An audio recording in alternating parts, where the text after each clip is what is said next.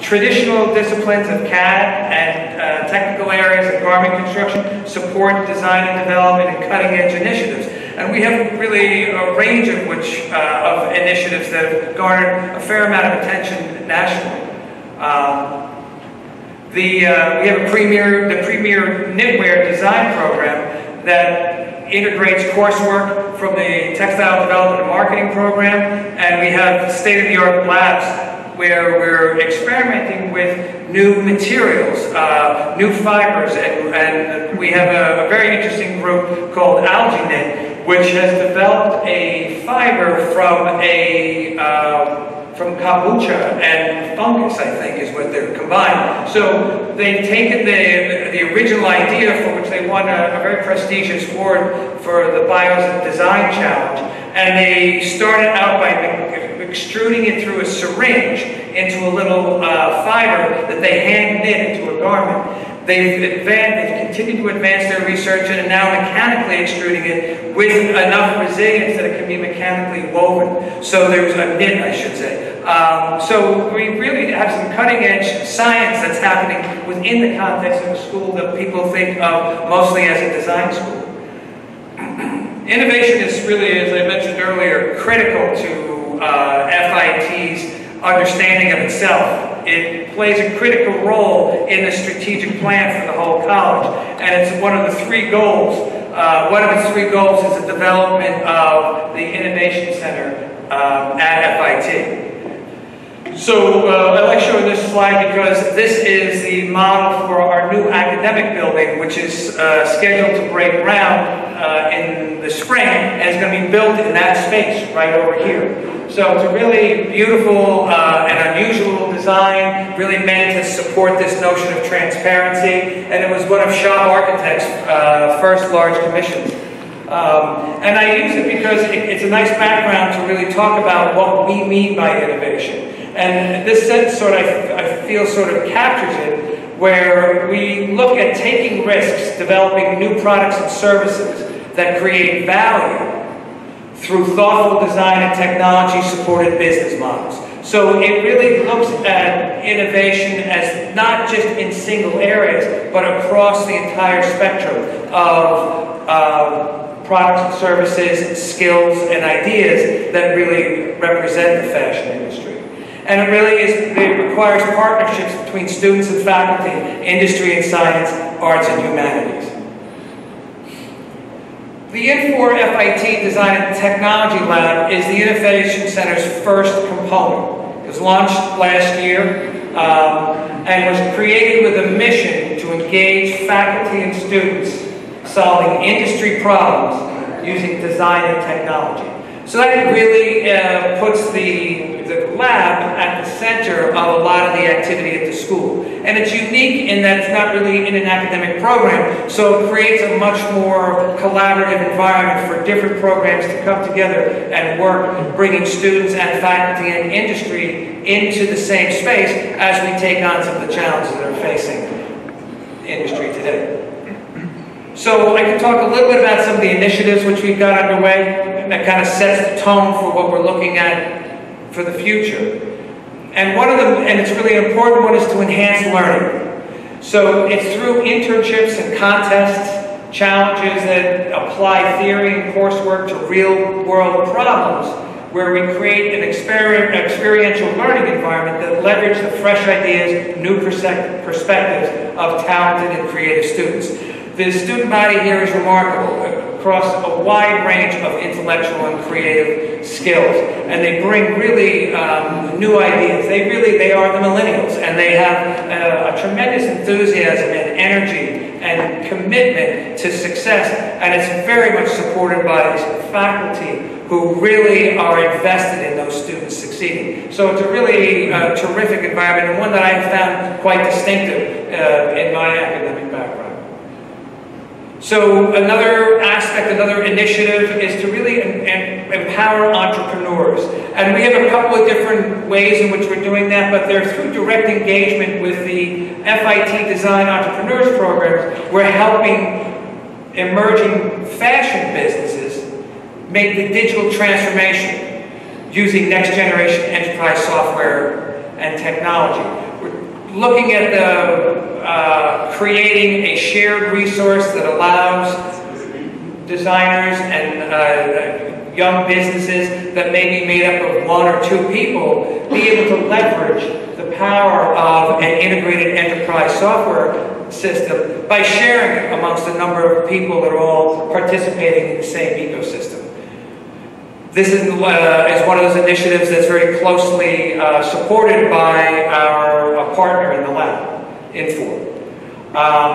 We're also looking to engage industry, and tonight is one of those examples of how we're looking at engaging industry. And we're partnering with the Fashion Technology Consortium to develop this talk series and what will be a series of innovation design sprints to address the challenges that are facing the fashion industry. And lastly, we're envisioning the future. And we're in the process of developing an experimental retail lab where we'll be working with academic programs throughout the entire school to explore the impact of emerging technology on design, manufacturing, and retail. And this will result in us actually launching products and moving ideas forward through progressive marketing and technology strategies, and really, again, look to leverage the enormous intellectual and creative capital of the school. So that kind of sets the background of FIT and our partnership with Fashion Tech Consortium to really reach the industry and invite them to join us as we explore the challenges facing the industry and how we may help solve those challenges. So thank you all, and I'll turn this back over to Michael Reidbord and speak to you after the show. Well, tonight you're here to see some startups and some super innovative companies. I'm just going to quickly take you through what we're doing and how we're working with those types of companies. The Fashion Tech Consortium is kind of what it says, or fashion tech coming together. Our whole charter is to bring people together. In the technology field, collaboration is crucial. In the fashion industry, folks don't play together so well. They kind of keep their designs and their fabric swatches and everything hidden until they launch their collections. What we do is we work with companies, startup, innovative companies, what we call enterprise ready. So it's not someone sitting in their mom's garage with an idea.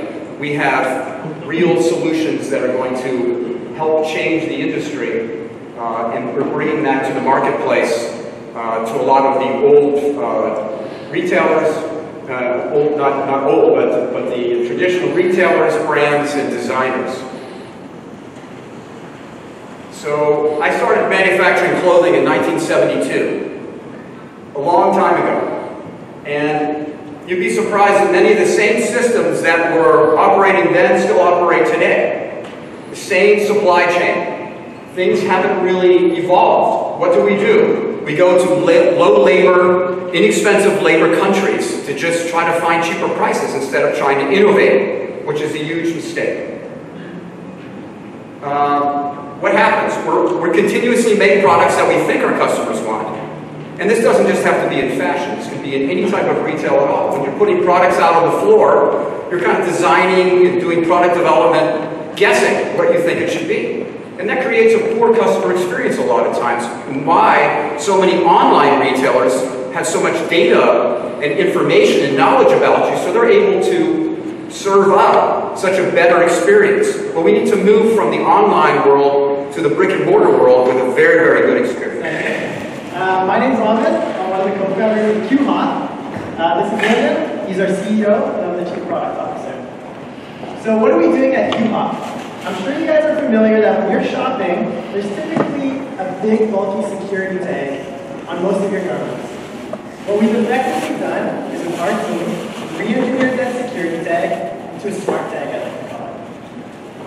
So the smart tag works like this. There's a QR code on it. You can take a mobile app and scan the QR code on it. The product will pop up on your phone. You hit pay, and the tag is deactivated. So now you can go into a store, think of Black Friday, there's tons of lines.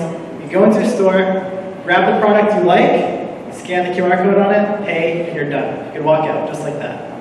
So we're effectively trying to bring you that instant checkout experience in both retail, fashion apparel retail, and in the grocery space as well, as you'll see today.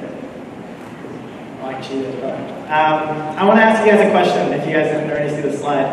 How much of your time, how much of your life do you think you're spending in line every year? A lot. A lot, that's a really good one. 10 days, 20 days, 100 days. I mean, if you didn't already see the slide, it's actually 2 years of your life. 2 years of your life you're spending in line. And what we want to do is we want to give that time back to you. So I'm actually going to move that here a little bit. This is your traditional retail store. I was at Marshall's a couple weeks ago, and it didn't look that different than this. You know, you see your TJ Maxx's. A lot of your retail stores are typically like this. They're bogged down with merchandise, it's unorganized, there's just products everywhere splayed out and displayed all over the store. There's not that much innovation. Now the stores that are succeeding and surviving this crush by Amazon look a little bit like this. So this is actually Rebecca Minkoff here in Soho. What you're seeing is smart products. You're seeing products that have IoT tags on them, Internet of Things connecting them. They have RFID tags connecting them. They have smart mirrors. So here, this is a startup that creates smart mirrors. This is called Oak Labs. And my favorite thing is they have self-checkout kiosks. It's my favorite because it's us. So we actually launched earlier this year with the QHop self-checkout kiosk. And what this does is instead of using an app, you simply place your products on the scanner. It'll automatically detect them and place them on this, display them on this iPad. You'll complete your payment, and then you'll simply tap your security tags, and it'll be out the door. So what do we do? Again, we're instant checkout. We're the Amazon Go, if you guys are familiar with that, of retail. We have security tags that instantly unlock when payment is made, and these security tags are the ultimate data collection devices. I can tell you how products are moving throughout your store because of these security tags. So embedded within every single one of these security tags is RFID. I'm sure most of you are familiar. It stands for radio frequency identification, and it allows me to tell you what's in every single, what each garment is, effectively. So as a garment is moving throughout the store, I could say, you know, these items or this apparel moved into the change room. These items sold, these items didn't. And that can effectively give the retailer smarter data.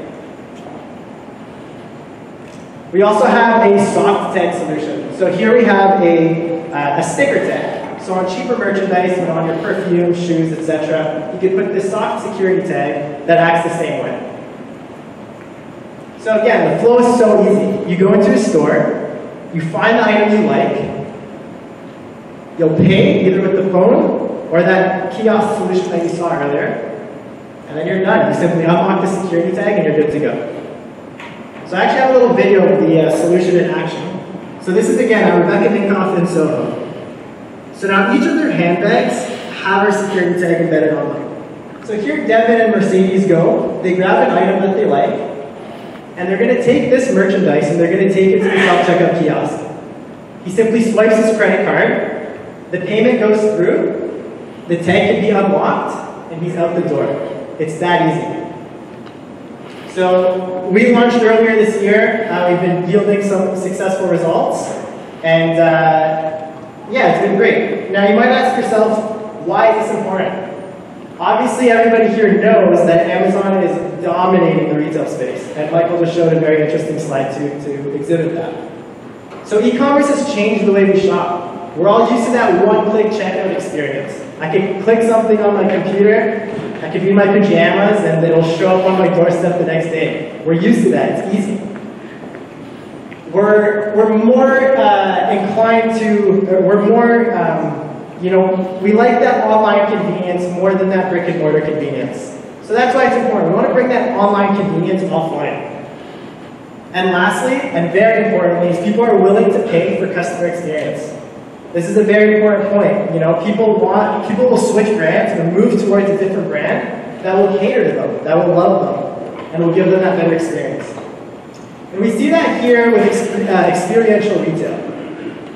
98% of people actually they think a very good experiential shopping experience is very important to them. Whereas of 10 years ago, this number was 67%. So you see that experiential retail is very important. Where 10 years ago, people were like, yeah, I guess I'll wait in line, it's part of the process. Where that's not an option today. So people will switch brands. And part of defining a good shopping experience is a quick and easy payment process. So across the whole world, even in China, the US, Germany, Brazil, etc., we're seeing that upwards or over 60% of people think that a quick and easy payment process is the #1 thing that defines a good shopping experience. So now, who is QHop made for? I could effectively say it's basically anyone in this audience. It's anyone that's used to the convenience of online shopping. Anybody out there, use Amazon? That person that's self-directed. I know that when I'm shopping, I don't like to talk to people. I like to put my headphones on, go in there, grab my item, and walk out. If somebody asks me if I want help, I'll typically say no. So I'm very self-directed when I'm shopping there. I'm kind of introverted in that store. For people that have more important things to do in life, I'm sure every single one of you out there has something more important to do than wait in line. And lastly, it's for that person that enjoys that seamless experiential retail experience. So now you can wonder, what's our value add? So I was talking earlier and saying that about over 60% of people think that payment's slow and they want a self-assisted checkout experience. So we can improve customer experience and bring that to that offline brick and mortar retail to improve their shopping time. Our second value add is that we can actually increase revenue. So now you might wonder, how can we increase revenue? We can increase revenue by decreasing cart abandonment. Right now, holiday sales, it's insanity. There's so much traffic and people will leave in frustration because the lines are so long. I go into Zara a lot and I'll go and I'll shop, I'll grab all my stuff, I'll see that there's a line and I'll just tuck it away in the corner and walk out because I don't want to deal with it. So if we could decrease cart abandonment, we can actually increase revenue because 33% of people will leave if the line looks longer than 5 minutes. Next, we can actually improve out-of-stock count. So right now, when you go into a store like, I'm not going to name brands, but large retailers right now, what they'll do is throughout the season, they'll do manual stock counts. So they'll go through the aisle, they'll shut the store down, or late at night, they'll employ a bunch of people, and they'll start counting items one by one and telling you and recording it on a piece of paper. Now this takes so many hours and costs thousands and thousands of dollars. So with our technology, what you can actually do is walk through the aisles with a wand, and it'll automatically detect all the items on the shelves because they have that RFID technology inside of it. And now this can actually improve this out-of-stock count by over 15 to 20%. And lastly, we have data analytics. We can give customer product interaction and geolocation data. That's that fitting room data I was talking about. You can grab an item, go into the change room, and I can know all the items that have moved, how they've moved throughout the store, and then give you guys information based on what's gone in the fitting room, what hasn't. And later on, when we deploy our app, we're going to have, when we deploy our own QHop app, we can actually push personalized recommendations based on that data, who's logged in, how they're interacting with it, etc. We worked with Kohl's in their financial model. And what we found is that there's a $283 million opportunity with just that one retailer. So right now there's over $100 million lost every year in cart abandonment. So that's that high traffic time, sales are missed, revenues missed, because people are leaving in frustration. $162 million are spent on cashier hours alone. And that's not just, cashiers folding apparel and whatnot. That's the act of people transacting. Taking in payments. It costs $162 million to take payments. And there's about $21 million wasted space on cash registers. So cash wraps are very large, and in a place like New York or Hong Kong, etc., that space is very valuable. So you can actually increase your revenue per square footage if you reduce that cash wrap space. And I'd like to introduce today QCart. So this is especially for you guys. So what we've done is We've expanded very recently into the grocery space, or the rest of the retail space.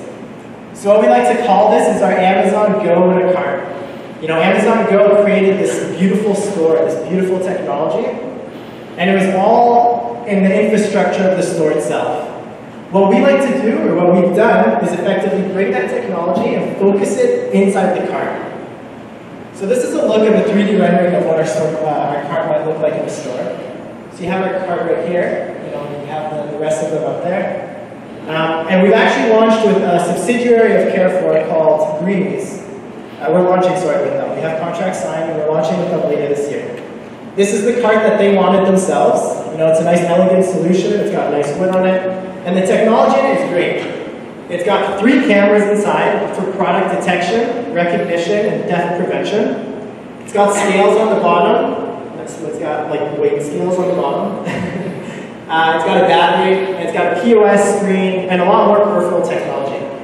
Now the way this works is that you can go through any retail environment, wheel your shopping cart, toss items in, scan the barcode, throw it in, and as you're doing that, your screen here is populating the items that you're currently scanning.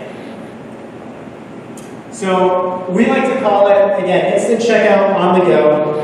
No waiting for shoppers, because when you're done with that checkout, you can simply enter your credit card, bag your groceries, and you're out the door. So again, instant checkout, but instead of for fashion technology, it's for the rest of the retail space. So no waiting for shoppers, and it's the most efficient cashier. The way it works again is very simple. I'll go through this quickly. You start by scanning the items. Once you're done scanning the items, you can directly pay on the cart. And then you can go into a bagging area. You're done, and you go.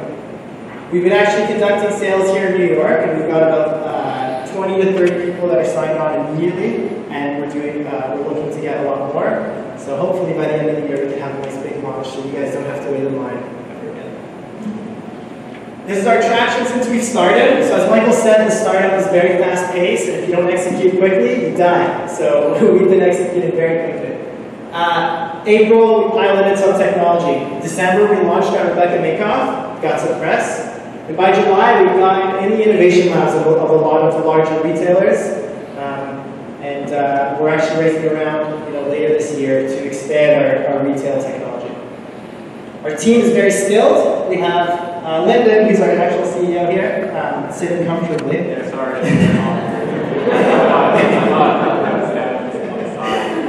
So he's a former, I'm going to say that. He's a former JP Morgan, Goldman Sachs banker. We have PhDs on the team. Our tech team expands from people that were at Google, Apple, Facebook, Yahoo. A very, very strong tech team that's been able to create the perfect product and penetrate the market. We have advisors all across the board, from the head of innovations of American Eagle and Toys R Us to Uri Minkoff, the CEO of Rebecca Makeoff, loved in the tech space, the tech retail space. My name is Ahmed Beshri. If you guys have any questions, feel free to ask me at any point, and I'll be here all night. Thank you.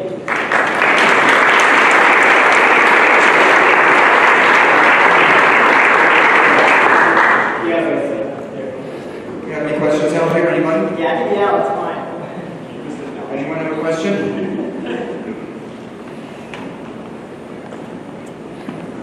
I'm just going to yell. Okay. What's your projected BOM on the shopping cart? Sorry? What's your projected bill of materials on the shopping cart? I'm just trying to get a sense of it. How much is the shopping cart? What is it going to cost to make it? What are the raw costs on the shopping cart? Okay, good evening, everyone. It's a real pleasure to be here this evening. Just a quick intro. My name is Michael Wayne. I'm the co-founder and CEO. I always like to start saying that I'm a third-generation electrical engineering PhD. So me, my father, my grandfather, I'm the only entrepreneur in the family. So that's how I differentiate myself. So I'll be talking a little later. Let me have Roxanne kick it off. So my name is Roxanne Hirsch. I'm the Business Development Manager at Searle. Prior to joining the team, I worked at Macy's for 5 years as a merchandise planner in a couple of different product categories before leaving the company to pursue my MBA at Columbia University. And I've lived through the challenges that a lot of these big retailers have faced, and I joined the team because I really believe that we have the solutions to kind of stop the bleeding. With that, I'll tell you guys a little bit about search in real life. So I'm going to start with an old buzzword, omnichannel, which is just as important today as it ever was. And what it really means is the ability to create this seamless experience for the customer, whether they're on their phone, on a tablet, in the store, on a computer, or any combination of these. At Searle, we're taking this view to the extreme, with the goal to create a frictionless shopping experience for the customer. What we really want to do is make it as easy to shop in the store as it is to shop online. We are uniting the digital and physical worlds and making the real world searchable. So what we've created is the world's most accurate indoor positioning technology. It's basically like a GPS for the indoors. So Searle allows shoppers to search for what they're looking for and get down to 12-inch accuracy, which is product level accuracy. So let me put this in another way. Current technology can take you to the toy department, but with Searle, we can take you to your favorite toy doll, which maybe is Woody, maybe that's just me. So why is this important for us?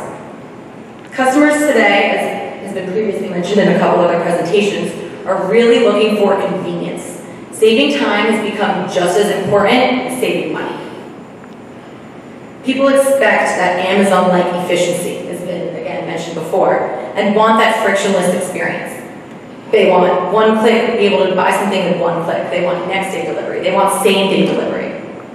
Additionally, companies like Instacart are born out of this idea that consumers want someone else to do their shopping for them. They want that frictionless experience. So retailers have been fighting back with things like BOPS, or buy online, pick up in store, also called click and collect. A similar process is ship from store. And in either of these two strategies, retailers are fulfilling online orders with in-store inventory. They're leveraging their locations as mini fulfillment centers. This is the brick-and-mortar competitive advantage.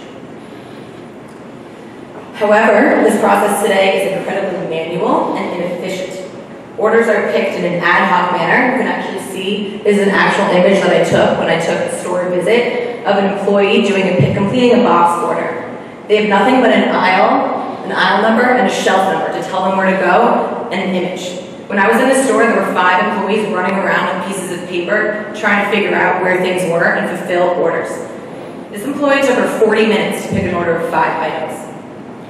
Stores need dedicated staff just to handle the large volume of orders, which was 120 in this particular store per day, and can go up to 500 orders in one day. The reality is that BOPS is growing. 58% of online shoppers use BOPS. And the interesting fact is that 60% of people, when they come in to pick up their BOPS order, actually make an additional purchase. This is why it's so incredibly important for retailers to make sure that their BOPS process is reliant and efficient. You want to encourage your customers to use that process. You want to drive that foot traffic to the store. And this is where Searle can help. So our first generation product is a B2B solution, a Searle-powered platform that optimizes the BOPS pick and pack routes for employees. Because we've developed this precise positioning technology, we can get down to this product level accuracy. We can really create optimal routes for pick and pack, navigating a store employee through the aisles in order to help them pick orders with twice the speed, pick multiple orders at once, and get products to customers much faster.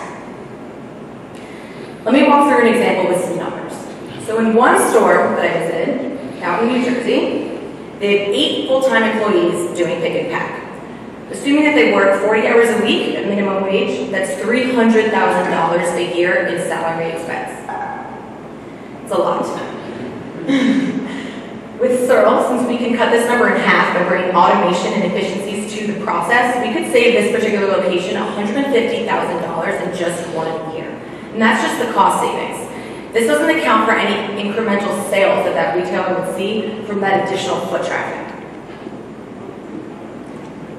Put it another way, we're bringing the store from this, overwhelmed employees, angry customers, late or incorrect orders, and high expenses, to this, timely delivery, saving money, employees actually helping customers instead running around the store frantically trying to fulfill this increasingly large volume of orders. And so with that, Michael's going to dive a little bit deeper into our process and talk to you guys about the bigger vision for search in real life. Thank you very much, Roxanne. Let me take over here. Okay, so before I walk through it in a little bit more detail how exactly our process works, I think two of the big differentiating factors about what we do is accuracy and very acute focus on solving a problem. I think we're only the third presenter tonight, including Michael Reidbord, and we've all talked about the same kind of problems. Right? So we're all aware of these problems, but how do you really solve that problem? I would say, from an accuracy perspective, we're the most accurate indoor positioning technology on the market. 12-inch accuracy using Bluetooth Low Energy is quite frankly unheard of. In terms of solving problems, I would say over the past 5 years or so, you can basically see a graveyard of fallen startups trying to do indoor positioning, in retail, but not being able to focus on, we don't want to just develop technology that builds for the future. We want to follow the money, follow the problem, and address problems that's happening today. And what Roxanne talked about is the CVS that we visited, 25% of their sales in that store is going into box and growing. And so this is where the money is, this is where the problem is, and we believe we have the solution for it. So let me walk you through exactly what that solution looks like. So first of all, the customer would be making a purchase on the computer. Right? They would make a purchase, and then the retailer, the employees would receive these orders on their computer or on their mobile app. And they would receive these on the order of dozens per hour, 20, 30, 40, 60. And what we do is we take these orders and we create an optimized route for the employees to walk through the store, traverse through the store, and pick up these items in a parallel fashion. So then in one go, they can pick up items for 4 customers or more at a time. And what that really results in is it reduces the human error for the employees doing this. It makes it easier for them. We computerize as much as possible, and that results in saving time, saving money for the stores, and also, as a result, improving the customer experience. So how the technology works is this. This is our hardware node. I would have to say this is actually off the shelf. For the engineers out there, this is a Nordic chip, which is one of the key Bluetooth low energy chip manufacturers out there. So we actually are hardware agnostic, again, relatively unheard of in this space. So what we take is we take these chips, we deploy it on the ceiling, kind of like satellites in the sky, right? And we can put them very sparsely, about 1 every 100 square feet. And we deploy these nodes on the ceiling. They're sticker or magnetized, and they could last on battery for several years. And these chips are talking to the employee's mobile app on their phone, and it will tell them exactly like how GPS works. Go here, go there, a little dot moving on the map, right? It's because it's 12-inch accuracy. It means for every step you take, the dot takes a step forward. And part of an optimization algorithm kicks in to then tell you should go here, pick up 2 toothbrushes with this person, and a toothpaste with this person. You can fulfill multiple orders at the same time. What we want to lay out today in this talk is, first of all, present to you guys the problem and also the solution we have for the immediate future, which is this B2B play for optimizing picking and packing. But what really excites us is sort of our vision for the future of retail. This little Bluetooth low energy node, we believe, is served as the skeleton, the backbone that could enable a variety of features that, if you think about it, is kind of necessary in a next generation retail experience. It's kind of necessary to truly compete with Amazon. So the first next step we can take is once these nodes are deployed and employees are saving time, the stores are saving money, is we can develop a consumer app and give that app to the shopper. So imagine you're shopping around looking for a navy blue Ralph Lauren polo. Right now, when you try to go on Amazon, you can probably type in navy blue Ralph Lauren polo and find it within 30 seconds. Imagine what that experience is like going into any physical store today. It takes much longer, much more frustrating. What we can do is, as Roxanne put it in the beginning, we're going to unite that online and offline experience. The future of shopping and offline experience could still be partly online. You're on your phone in the store, typing in the name or the type of shirt you're looking for, and we'll take you there within 12 inches of accuracy. If you can enable that in the future, what we can further do is then start to track information about the customers. We track their behavior. When you shop online again today, the stores track your mouse movements, they track your click rate. They can get information not just on what you bought, but what you didn't buy, what you were looking for but chose not to click buy at the end. Stores don't have that. They really only have information from your point of sales at the checkout line. Right? So if we can follow the customer's 12-inch accuracy around, here's how long they hovered around this shirt, here's how long they hovered around this shirt, we can get a lot of that information the stores simply don't have access to today. Building on top of that, once these brands start to realize that they have access to this information, we believe the real money-making opportunity down the line is in advertising. Again, if you search on Amazon, on Facebook, on Google for anything today, the sense of urgency is not immediate. If you buy something on Amazon, and you're basically implying you want this thing, within the next couple of days.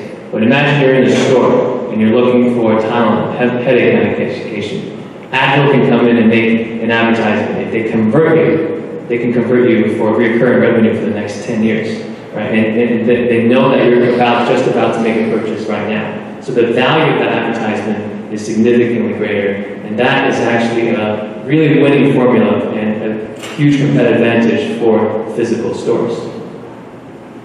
And to tie into some of our early presenters, and really to highlight the fact that the vision that we're pointing here, we're highly cognizant that this is not, our technology is a piece of what we think is the smart shelf or smart retail layers of technology.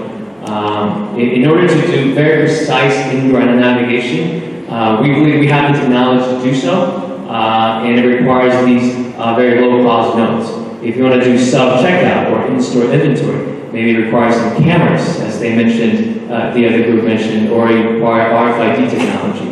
So I think what our technology is very much able to do is integrate, and it needs to integrate with a very compelling and sophisticated set of other technologies to really reinvent retail for the future. So, quickly walking over, summarizing our product, again, we think of ourselves as a multi-stack solution. We do have a hardware layer. There are these cheap satellites in the sky, if you will. We have an app layer. For the retailer, we have an app that will help them pick and pack around the store. We'll also have an app for the shopper as the next product to help consumers shop more conveniently IRL. And all of this will be streamed up to our cloud data layer. We fundamentally see ourselves as an artificial intelligence company. Even our algorithm that does indoor positioning relies a lot more on the algorithm rather than on the hardware.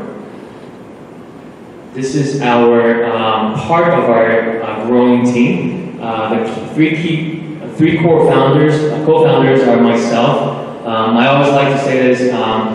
Meet old man number 1 on the upper right and old man number 2 on the lower left. On the upper right, Jerry Wayne happens to be my father. Worked at Bell Labs for many, many years. Still works there. He's coming on board full time. But he really is the enabler behind the core algorithm, being able to achieve really unprecedented 12-inch accuracy. Manish is a career coach based at Columbia Business School, and a dear friend and a mentor, and we're very, very happy to have him on board as a co-founder. And myself, I'm an electrical engineer by training. Over the past 3 years, I really started focusing on Internet of Things technology. I'm an adjunct professor at Columbia, where I teach IoT as well. And one of our really leading members on the retail side is Roxanne, whom you had the pleasure to hear her speak just now. We'll be around for questions. Any questions right now? Thank you very much.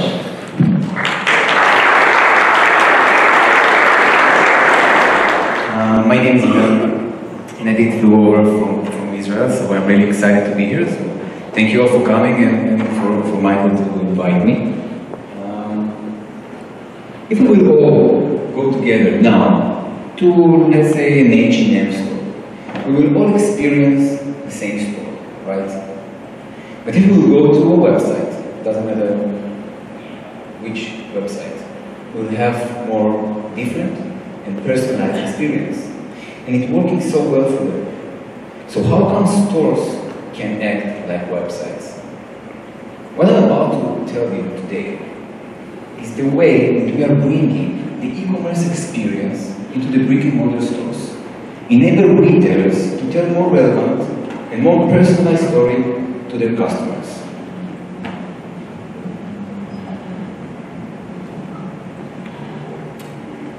The retailers have a problem today. The inventory layout inside the store remains the same for a long period. It varies between 2 to 6 weeks, it depends on the brand. So you can probably agree that in most of the cases, the highlighted items doesn't reflect what the customer desires at a given moment. And the numbers talk by themselves. 85% of the customers will leave empty-handed. So with my story, retailers will be able to replicate the very efficient online advertising model into the brick-and-mortar stores by using online algorithms to personalize and determine which item to promote. With our technology, the stores will be able to act like websites by leveraging analytics from the online together with internal and external factors like weather, like trends, to ensure that the right product will be in front of the right customer and at the right time. How we do it? You can picture ourselves as a service layer. It's a service layer that sits on top of the retail data sources, like sales report, inventory, analytics from the online. From the other side, we collect data from sensors inside the store, like cameras that attach to the digital screens, which, for example, using visual attributes of the customer standing in front of them. And the outcome is a store that always knows what is the best item to promote and to whom. A store that will show us items that we are interested in. It's a store that we would like to get inside.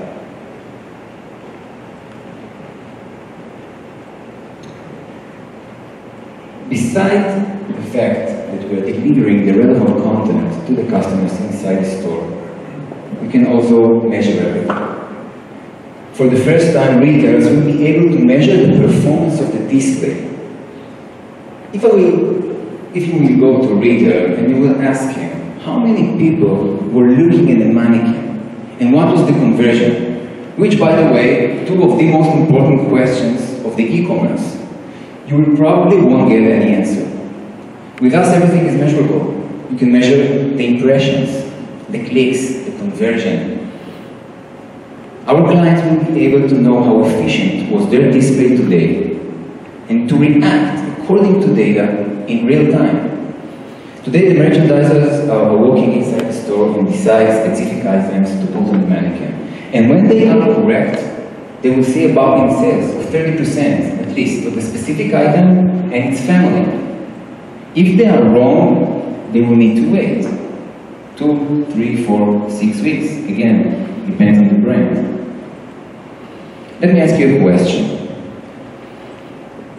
Does it sound reasonable that an online ad an online banner that has a very low conversion, almost no sales, will just stay there online, looks the same for more than 2 weeks? Never. This is our platform where you can see the deployment of the screens inside the store and the merchandise for each screen. And it can work the same for one store or for the whole chain store. The management will see the control panel, their way to control the screens, to set the tone of the screens by defining different parameters, like promoting the bestsellers from the online. They have so many data there, enormous amount of data that usually they don't really know what to do with it, especially not inside the store. Maybe it will be most searchable items or items with the higher margins. Regarding our market, let's put aside the fact that retail is a huge market, almost endless. We're talking about the digital signage market. Retailers already invest $6 billion on digital screens. And this is our biggest opportunity. Because with my story, the digital screens will be much more than just a display. It will act as a very smart and a very sharp salesperson that always knows what is the best item to promote.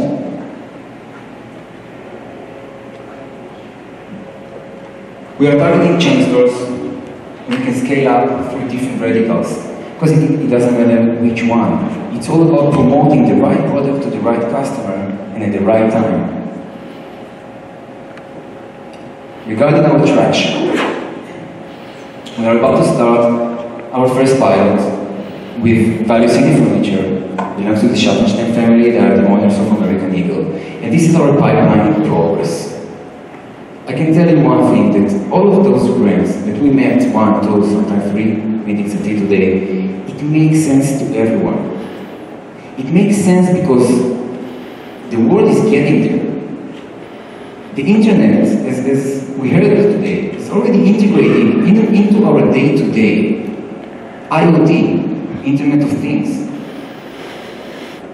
And the retail market is evolving from distribution channel to a customer experience platform. And a very interesting research showed that 80% of the customers desire for more personalized experience inside the store. It's all about advertisement. It's advertisement to the most targeted audience that you can ever think of. It's the audience that are already inside the store. The retailers, with my story, with our technology, will be able to tell more relevant, more personalized, more inspirational story to the customers. We'll be able to convert more foot traffic into sales by using digital screens today. But maybe it will be virtual reality. Maybe it will be holograms in the future. Thank you.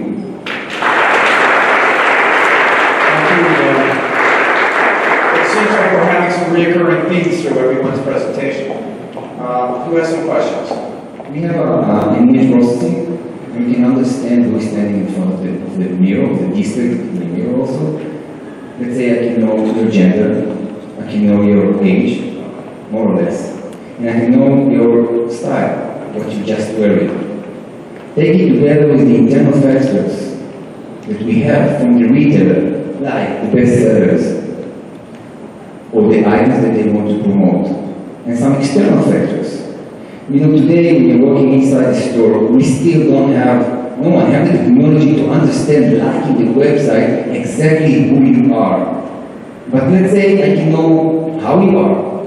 I know where you are, I know it's New York, I know it's Manhattan, I know the weather, I know the trends, I know the items that the retailer would like to promote.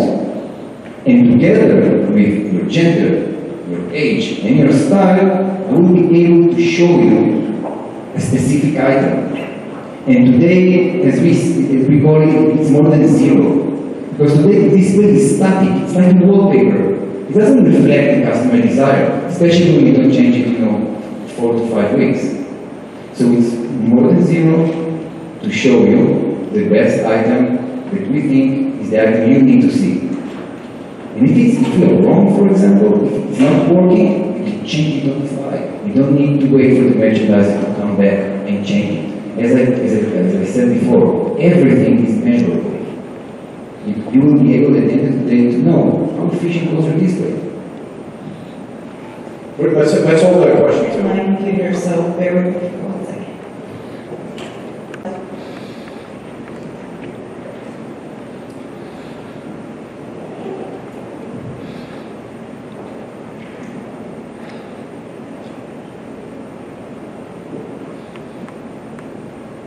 All right.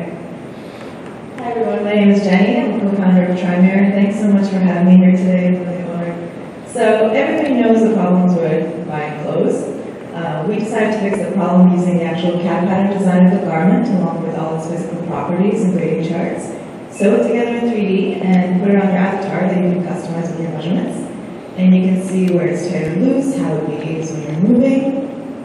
You can do it on mobile devices, online, in store, on a big screen with gesture control and facial scanning, so I'll show you all that. And to design your own 3D collections as well. So, we've talked about the problem endlessly today. We're all familiar with it. It's a huge market. People would love to have a better online and retail experience and would prefer to use new innovative technologies, but the experience just hasn't been there yet. And currently, less than 11% of clothes are bought online. It's sort of been flat for many years, largely because of fit. So when people do want to buy clothes online, less than 2% actually convert. We have clients that are a tenth of that. And when people do buy clothes online, they return about a third of it. So it's a lot of value lost. It's very frustrating. So we saw a pretty big opportunity if you can just really solve the fit problem. And although we were focusing on the consumer solution, especially commerce, and we still do, once we started talking to brands and retailers, we saw that there's a huge inefficiency throughout the supply chain.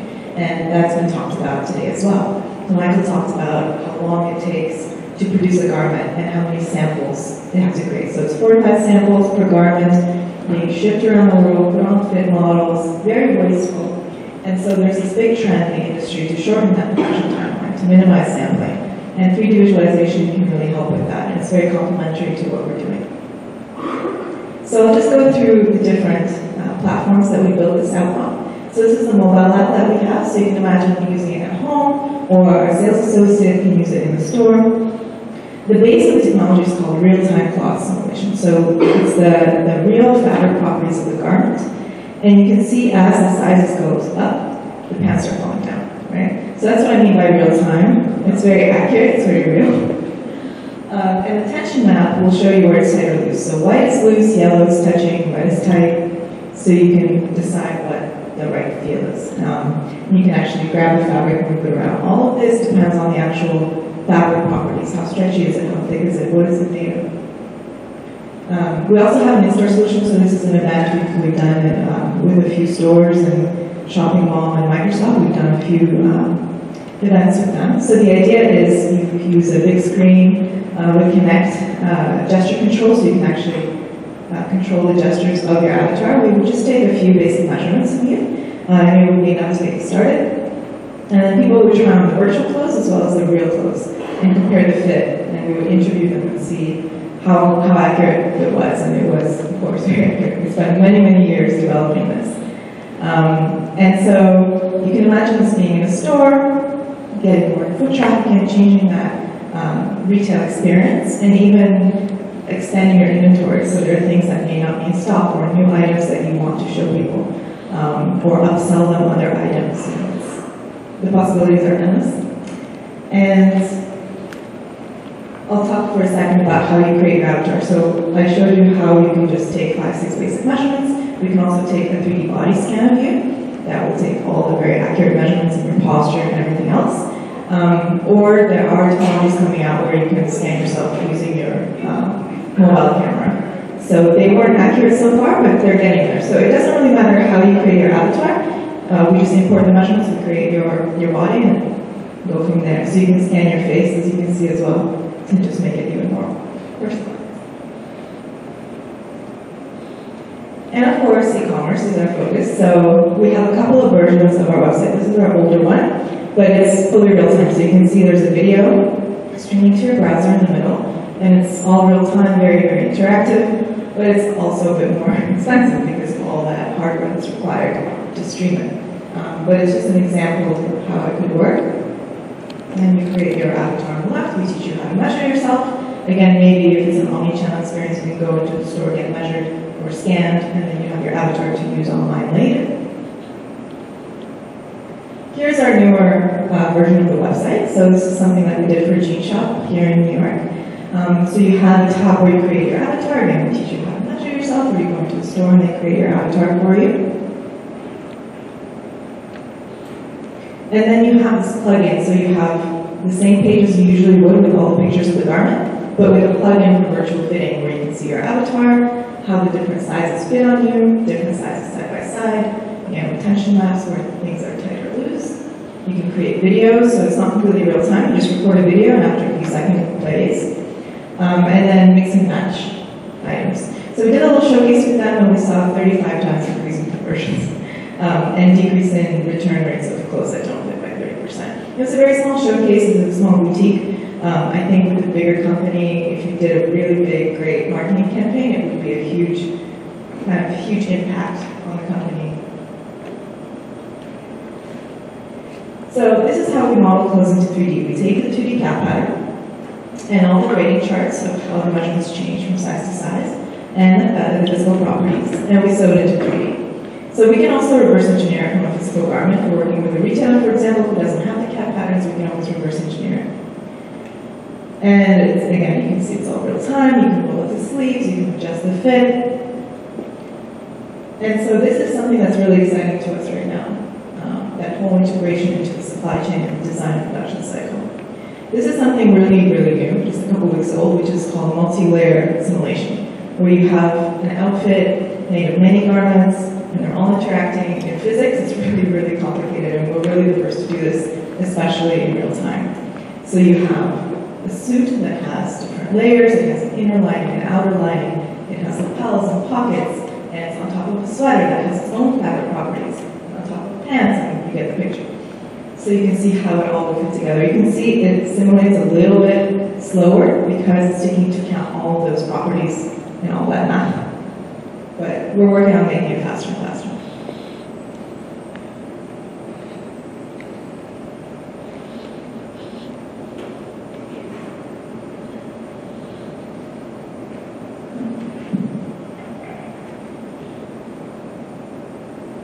So here's another example of something we did for a high-end gown brand. And with this, you sometimes have 5 layers in the skirt, for example, that all have different properties. Some are lace, some are chiffon, some are silk. And that's why, again, she's moving a little bit slower in the other videos. But you know, we can now handle really complex garments, really high-end luxury items. And you can even see kind of the glistening of the sequins. So you can get a really nice effect. So basically the idea is, again, to streamline that whole supply chain from design to production, all the way through the consumer, saving costs along the way.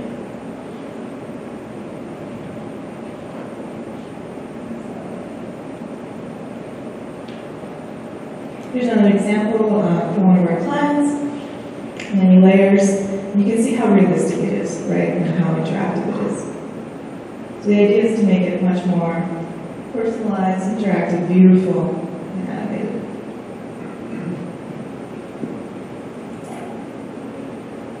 Something else we're working on is for lingerie and swimwear brands. It's called soft body physics. So instead of having an avatar that's rigid and a garment just drapes on top, you have a body as we do, which is soft, right? So you can actually see how a garment will change your body. So let's say it's tight jeans that give you a muffin top, or active wear that will shape you. All of that can be done with this. So a bit about our team. This is our second company. I co-founded it with my parents. And the first company was around diamonds, but also e-commerce focused. And when we sold that company, we were thinking what to do next, and just being consumers ourselves and hating shopping for clothes, both in store and online, we thought we had to fix it. And we looked at all the other ways that people have tried to do it, and saw, you know, why didn't it take off, virtual fitting? and we decided to really invest in a very accurate visual technology that would really bring value to everyone. And we have an amazing team of pretty much rocket scientists who created this real-time cloth simulation for all the platforms. They're quite amazing. This is just a screenshot of our first company. If any of you have ever shopped for diamonds, I'm sure you have been on the site. We have a lot of international partners that help us with new projects and bring us clients who are looking for this kind of technology. And we're always looking for other partners. Please let me know if you're interested in this. Got a lot of media coverage. Basically, customers are looking for this, and they have been looking for this for years. So anytime that there's a really good, fun solution, they come out, the media comes out. It's very kind of exciting. As I mentioned, a lot of companies have tried to do virtual fitting. I'm sure you've heard lots, and you think, oh, I've heard about this before.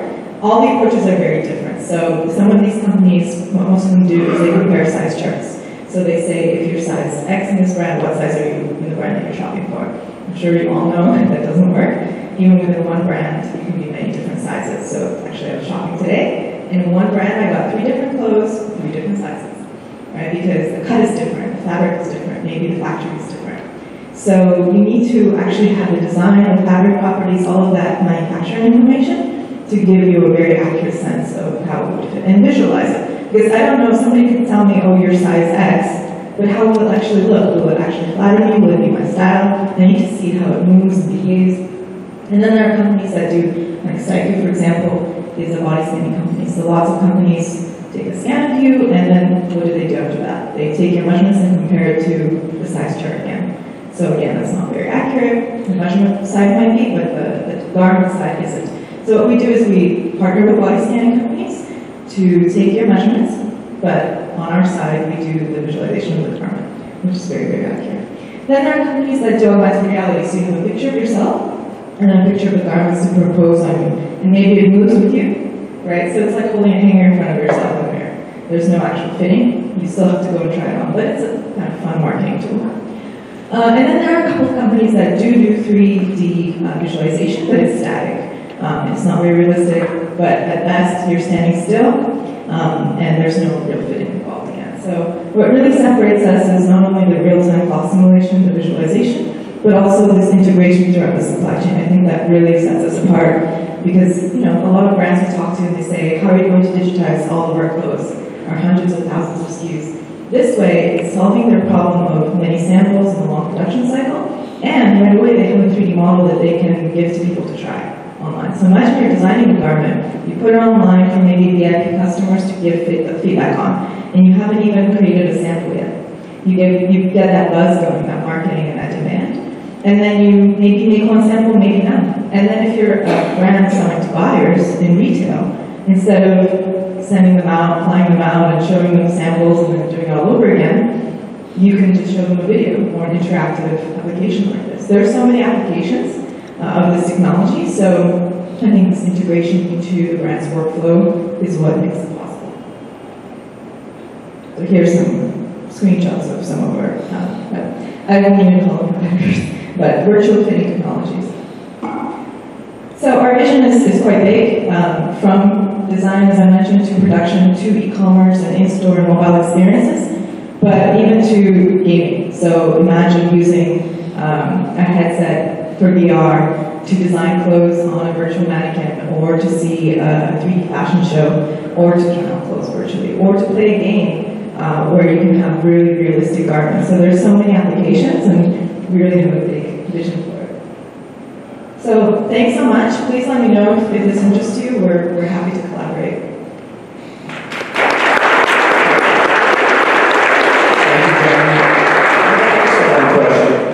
Would this technology enhance the online retail experience in a way to be able to display? I mean, now we're basically looking at flat images. Would this change that whole dynamic?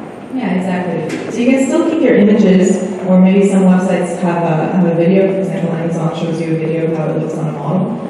But this actually is very dynamic, it's animated, and it's on customer. So you can see it from all angles, you can zoom in, you can see it in motion. It's a completely different experience, right? Great. Okay, thank you, Jenny. Stay right there. I'd like all the founders to come up and sit in the chairs there. Let's do a little Q&A. Normally when you design a garment, you have a 2D pattern, and you send that 2D pattern to your manufacturer. You get back a sample, you put on a fit model, and repeat this and so forth.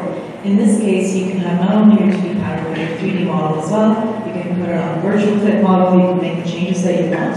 And of course, there will be changes once you actually see how it fits, it flows, it moves on different fit models with different sizes, and then you can make those changes on your CAD pattern. Just give a lot more information to your manufacturer so that they can create what you actually envisioned. Or you can also send, or in addition to that, a 3D model, maybe as a video or a web app, to your manufacturer so they can really visualize how it's supposed to look. This is Anatoly Rivkin. We're with Manhattan Business Club, so whenever you're ready. Okay. So again, thank you so much for the wonderful event. Absolutely, I'm glad you came. Absolutely fascinating technologies, amazing businesses, literally revolutionizing the way that we can shop and execute so many things. So you want to speak for a few minutes, please? Oh, sure. And share your experience. Thank you. Absolutely. Coming from working in Silicon Valley for the last couple of years, I saw the impact that startups can make, and new innovation can change complete marketplaces. But we haven't seen that in retail. So today is kind of the soft launch for the Fashion Tech Consortium, which has its sole purpose in bringing innovation to our marketplace. We see a collapse in retail, we see a crisis on our hands, we see enormous amounts of unemployment, and what we're trying to do is marry this new innovation with, older, more mature brands, retailers, designers, and it doesn't have to just be in apparel. It can be in any type of retail. It could be, IKEA, Home Depot, whatever. As you can see, some of the technologies presented today would make a major impact on all of these types of stores. Amazing, absolutely. Yeah. So we have a portfolio of companies that we're working with. We want to have 80 companies a year that we vet. We take through our incubator, or we're actually an accelerator. Right. And we want companies that are what we call enterprise ready. These are firms that are available immediately to make an impact on a company. So it's not just, I have an idea. These companies will come in, set up, do pilots, and deploy their technology immediately. Absolutely, and I really wanted to point out that, you have done an excellent job bringing over the companies, not only the local here from New York City. We have seen 2 companies coming from Canada, Toronto specifically, and also the Israeli ventures. You're really trying to bring, as many companies from all over, really maximizing, the best that we have to bring to the market. Correct. I just spent the last 2 weeks in Europe. I was in 13 cities, meeting with companies, meeting with retailers, meeting with technology companies. I go to a lot of conferences, and I'm reaching out to companies all the time because we're trying to find bright, incredible entrepreneurs like we saw tonight that have solutions that maybe they don't even know apply to retail, or apply to the fashion industry, or to apply to beauty, to apply to all the different important verticals within this field. So we're constantly searching. This industry is a global industry, so it's important that we find solutions from all over the world. And we're partnering with incubators, with startups from all over the world to bring innovation to the marketplace. And the impact, as you mentioned earlier, can be extremely substantial as far as the revenues, for the businesses, creation of potentially, tens, if not hundreds of thousands of new jobs, not just here locally, but globally, so to speak. And that's fascinating indeed. So Well, I think what may happen, and what we're really working for, is for production to become much more local. If we can create efficiencies in the supply chain, then a lot of what we outsource to low-income wage countries can come back. Absolutely. And that, if we do that through robotics, and we do that through other processes and efficiency, then we can have local production in Europe, in the United States, in North America and South America, and a lot of different places, which will be super important. So instead of trying to outsource these to places that aren't really the best places to go, with not the best human rights, not the best compliance, not the best work environments for men and women. We do thank you for, again, putting together this wonderful event with wonderful business people, and we do thank you for all the input. All right, thank you so much, and looking forward. Absolutely appreciate the input. Thank you so much.